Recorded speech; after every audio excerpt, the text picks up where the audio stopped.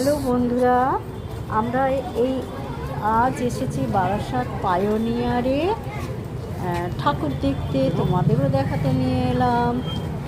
কেমন দেখো, কত সুন্দর লাইটিং হয়েছে, মনে হচ্ছে না বেনারসি স্বর্ণকাতান শাড়ি রয়েছে। চলো চলো, এত সুন্দর কি বেনারসি শাড়ি বলবো বন্ধুরা, ও দেখে আচ্ছা, চোখ জুড়িয়ে গেল।